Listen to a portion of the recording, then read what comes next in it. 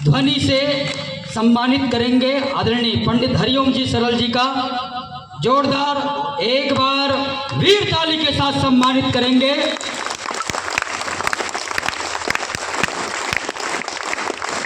बहुत ही सुंदर प्रसंग चल रहा था। रामायण का प्रसंग, ज्ञान भी आवश्यक है और ध्यान भी आवश्यक है। कहते हैं इस संसार में, पूरे संसार में भगत कैसे कैसे होते हैं उसके विषय में मैं एक छोटा सा दृष्टांत, उसके बाद फिर हम आगे की ओर चलेंगे।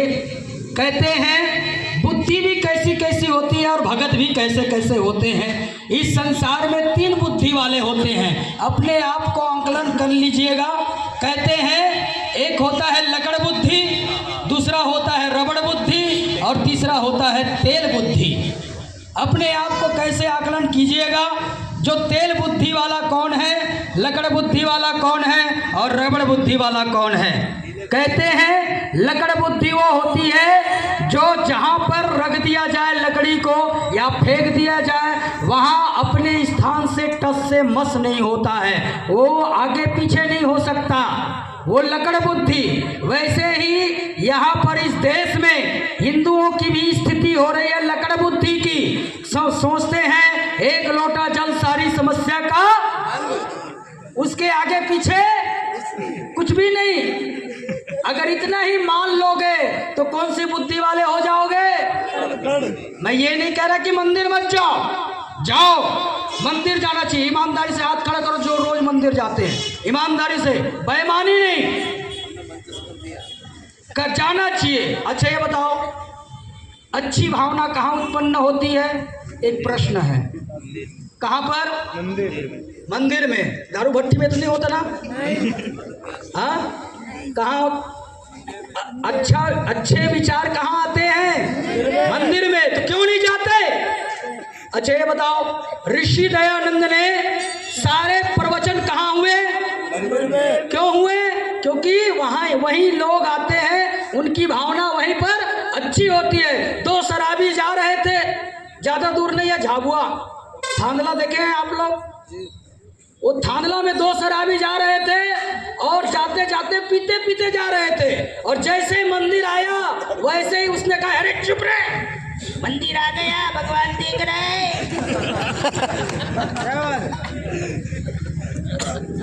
मतलब भावना कैसी बनती है, इसलिए मंदिर जाना चाहिए। तो मैं कह रहा था कि बुद्धि कैसी होती है, लकड़ बुद्धि। मंदिर जाना चाहिए, मंदिर में अच्छी भावना बनाइए, मंदिर जाकर के भगवान का ध्यान कीजिए, यज्ञ कीजिए। कितने मंदिर है जहाँ पर यज्ञ होता हो, रोज नहीं होता, फिर कैसे चलेगा सनातन धर्म का? सबसे पहली पूजा पद्धति क्या थी, कौन बताएगा?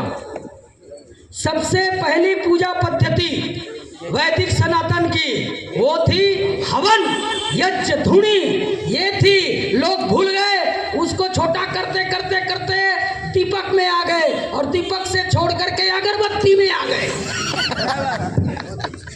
तो ये गलत है। और अगरबत्ती जलाना हिंदू धर्म में क्या है?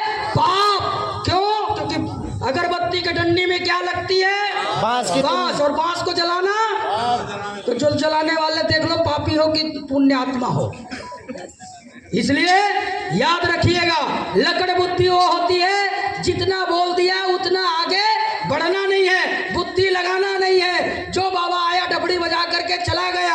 आजकल तो बहुत सारे गुरु बाबा घूम रहे हैं, उल्लू बनाए जा रहे हैं, ना वेद पढ़े ना शास्त्र पढ़े, लोगों को बरगला रहे हैं। ऐसे बाबाओं के चक्कर में नहीं पड़ना है। अगर सत्य सनातन को जानना है तो पढ़ो सत्यार्थ प्रकाश। सत्य सनातन को जानना है तो रामायण पढ़िए, गीता पढ़िए और ऊपर ग्रंथ वेदों को पढ़िए, शास्त्रों को पढ़िए, तब जानकारी मिलेगी। सुनी सुनाई बातों पे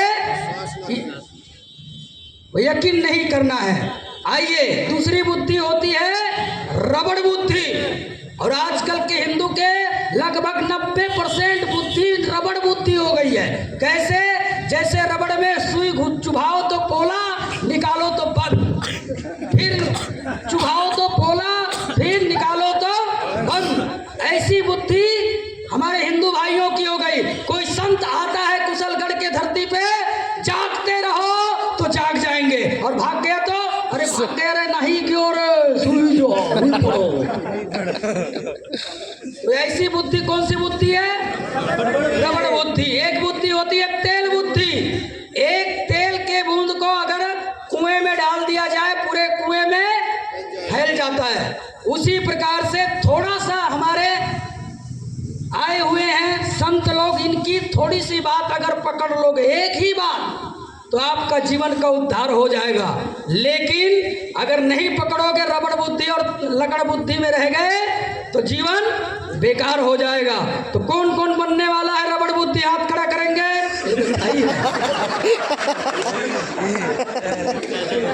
और दूसरा लकड़ बुद्धि कौन कौन? कोई नहीं। तेल बुद्धि वाले हाथ खड़ा करे, जो नहीं किए मैं समझ जाऊंगा कौन वाली बुद्धि है। तो आइए मैं कहना चाहता हूं, तेल बन करके जाइएगा, तेल बुद्धि बना करके जाइएगा। थोड़ी सी बात, जागने का समय आ गया है। हिंदू अभी नहीं जागे तो कभी नहीं जागे, बोलो अभी नहीं जागे तो कभी नहीं जागे। जागना कब है? अभी, अभी जागना है, अब जागना है। अपने बच्चों को जगाओ, अपने भाइयों को जगाओ, बहनों को जगाओ, और सबसे जागने की जरूरत है मातृशक्ति को। अभी कह रहे थे हमारे आदरणीय जी, माता निर्माता भवती, मातृवान पितृवान आचार्यवान पुरुषो वेद कहा गया है, क्योंकि सबसे पहले गुरु कौन है? माँ। इसलिए नारी शक्ति को जागना है। आइए इन्हीं शुभ आशाओं के साथ हमारे बीच में आदरणीय इस राजस्थान की धरती से आदरणीय हमारे बीच में चेतनानंद जी सरस्वती हैं। वो खुद तो चेतित हैं, चिंतित हैं इस समाज के लिए, राष्ट्र के लिए, परिवार के लिए, और जग को चेतना प्रदान कर रहे हैं। क्रांतिकारी ओजस्वी प्रवचन से हम सबको लाभान्वित करेंगे। एक बार पुनश्च हमारे बीच में स्वामी चेतनानंद जी सरस्वती, जो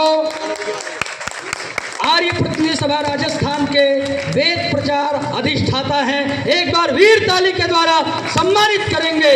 जो बजाए ताली उसके जीवन कभी ना जाए खाली, और नहीं बजाए ताली तो अगले जन्म में बजाना फिर कैसे कैसे ताली। तो इसलिए ताली जरूर बजाएं। एक क्यों प्रेशर होता, 10 साल में बाबा रामदेव के साथ रहा हूँ, इसलिए ताली बजाना बहुत आवश्यक है। आइए मैं पुनश्च स्वामी जी से मैं निवेदन करना चाहूँगा, 10 मिनट के लिए हम सबको उद्बोधित करेंगे, चेतित करेंगे, चेतना प्रदान करेंगे, क्योंकि हम सब सोए हुए हैं, जगाने का प्रयास करेंगे। बोलो वैदिक धर्म की, वैदिक धर्म की।